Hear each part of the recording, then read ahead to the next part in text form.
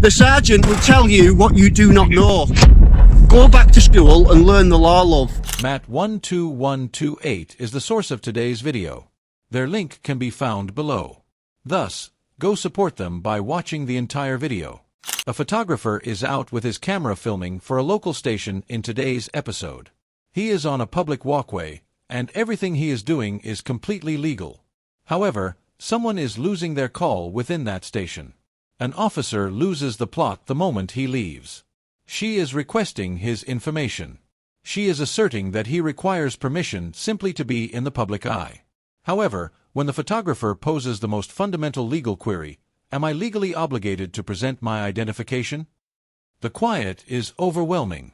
She refuses to respond. She is unable to respond. Her sergeant then shows up. And the power trip ends in less than 10 seconds. It's time to see a police officer receive a thorough legal education from her supervisor. Let's get right to the point. Welcome to LawScope UK, where police encounters are broken down by the law, not opinion. Flying a kite. Flying a kite. Right, what are you doing? Why are you taking pictures just of the marked vehicles. Why? It's just like a thing I've got, photography and that. It's like what I do. Have you got police station? Permission? Yeah. I don't need permission. You need permission to take pictures of the police station. Yes, you do. I don't. You do, I'm telling you, you do. I don't. What's the reason you're taking the registration plates down? I'm not taking registration plates down. Aren't you? I'm just doing a documentary for like YouTube and stuff. Okay.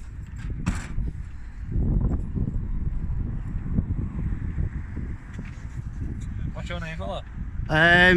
I don't give out my details, mate. Well, then you don't take pictures of the police station. I do. I'm allowed to. It's perfectly lawful. No, it's not. What law's it against?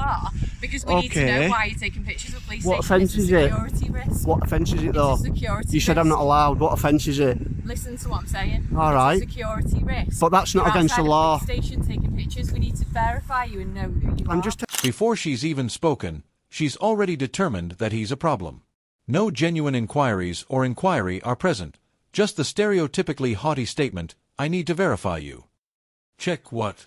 On a public street, he stands. It's an obvious power move.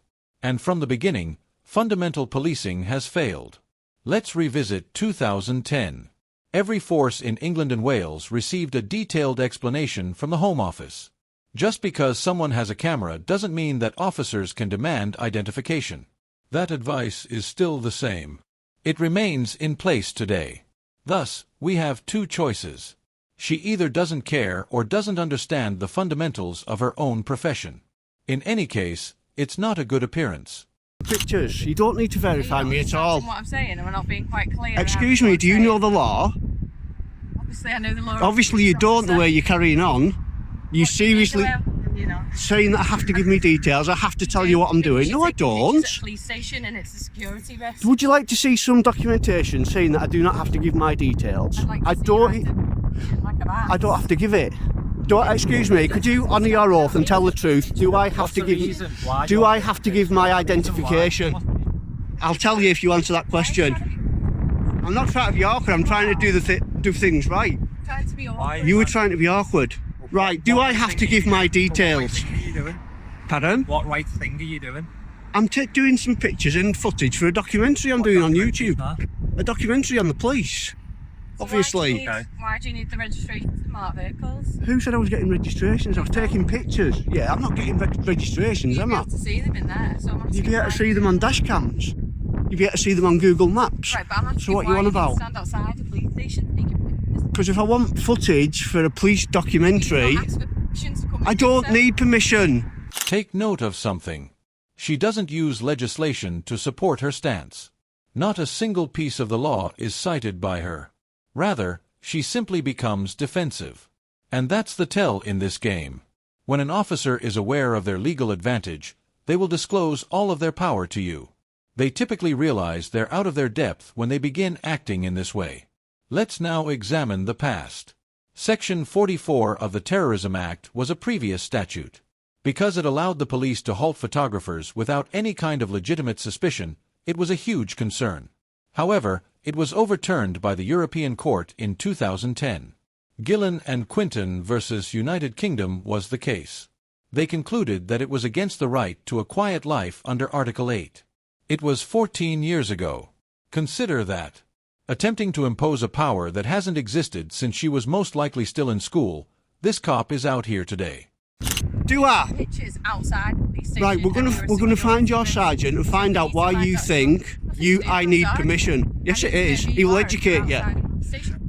He will educate because I'm allowed to. Because I'm lawfully allowed to. How do I know that? I don't know who you are. Exactly, you don't know the law. You should know that. You should know I'm lawfully allowed to take pictures. You don't need to know who I am. If you're lawfully allowed. You do not need to know who I am. Right. What's up? The sergeant coming down, is he? So I'm not allowed to take pictures of police cars without permission. I'll film you if I want to. That's another lawful right I've got. Right, Sergeant. I'm filming you being a fool. Sergeant comes down. Sergeant comes down. The sergeant will tell you what you do not know. Go back to school and learn the law, love. He is now becoming irritated. To be honest, he has the right to be. He is being charged with a crime that never happened. It is she who is going beyond her common law limits. It is she who is not adhering to Pace Code A with regard to halt and account. However, she believes that he is the one who is being challenging. It is a complete inversion of reality. Why do you need to go back to school? They don't teach you law in school. Law school, have you ever heard of that, smarty pants? Teach you law in university. We'll go back to university. Obviously you didn't go. You should be flipping burgers in McDonald's. No, I won't. What's your problem? Why are you giving me a hard time about filming the police station and taking pictures? Seriously? Are you like on your period or what? Eh? People like to see pictures of police cars and police stations. It's a documentary. What law am I breaking, sir? Could I get your collar number and your name? What's your name, sir? That's fine, can I? It's your policy to give me your name. No, I don't really want to do it now. So go on, what's your collar number and your name, please? And your You name? only need my collar number. I don't. It's your policy, collar number, station you're based at, and your name. What's your name, please? Yeah, 488. And your name? Need to give that. What station are you based at? Don't need to give that either. Yes, you do. You'll be retrained and you'll find that out. Are you recording at the moment? I am. Yeah, good. Observe this particular move. He requests information, and the male officer simply blurts out his shoulder number without providing his name or station. This is a quintessential instance of malevolent compliance. He checks the box to protect himself because he is aware that he must be recognized by law, but he ignores the others. Someone who should be a public servant is acting in an odd and disruptive manner. He is purposefully complicating the complaint process by hiding his name and station. "I'll give you my number because I have to, but I'm going to make you work for the rest," is what he's basically saying. He is content to stand by and help his colleague as she makes up regulations pertaining to photography permits. However, he retreats behind a wall of silence as soon as he is called upon to answer. This approach to policing is cowardly. Transparency isn't the point. It has to do with ego. He is playing games with the public while wearing a high-visibility vest and acting like a challenging child because he is irritated that someone genuinely understands their rights. It's your policy to give your name, your number and your station. What policy is that? Your code of practice, pal. Look it up sometime.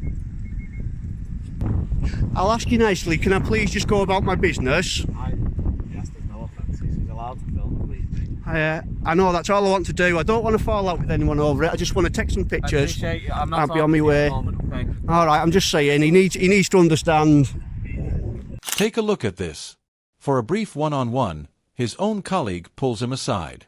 And you can see that his own teammate is actually standing there teaching him the fundamentals of his own job as soon as the penny drops. Simply put, he is being informed that the person filming is perfectly within his rights. No offenses have been committed. No authorization is required. Imagine being so ignorant that, like you're on your first day of training, your own partner needs to drag you into a corner and explain the law. This was no eminent legal discussion. It served as a simple reality check. His colleague was seeing the catastrophe from the sidelines while he was occupied with playing tough guy, hiding his station identity, and supporting a false ID demand. The power trip breaks down as soon as that conversation is over. "I'm not sorry for taking up your time. Because he suddenly developed a conscience, he continued.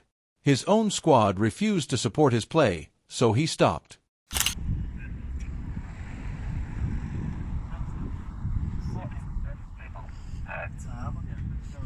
Do you feel a bit silly now? Do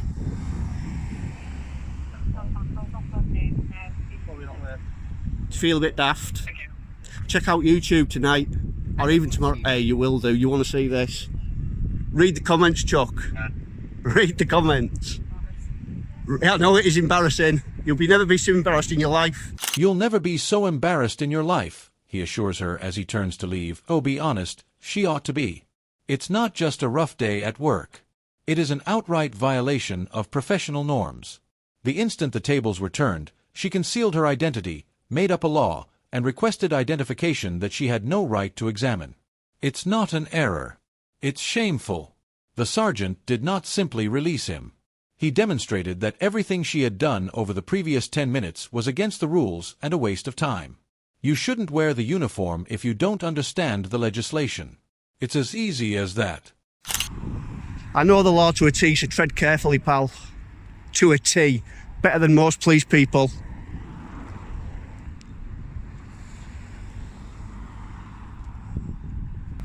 If I'm not being detained, I'm going to go. Am I being detained? Am I being detained? Right, see you later, PC Muppet. Thank you, sir, you've been reasonable. Can you teach him how it's done? Idiot. See you later, PC moron. Keep an eye out for yourself. Let's finally resolve the matter. First, you can record it if you can view it from a public area. This covers the officers themselves as well as the stations and cars.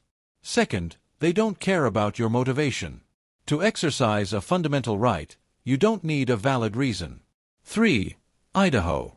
Only when you are driving, under arrest, or acting in a truly antisocial manner do you turn it over. None of the foregoing applies to taking pictures. 4. They had better be prepared to disclose their name if they want yours. It is against the rules to refuse a shoulder number. 4. A period. Lastly, an officer is not only mistaken, but also dumb if they inform you that you require permission to record on a public roadway. Don't allow a badge to scare you into sacrificing your rights. I appreciate you watching. I'll see you all at the following one. Come.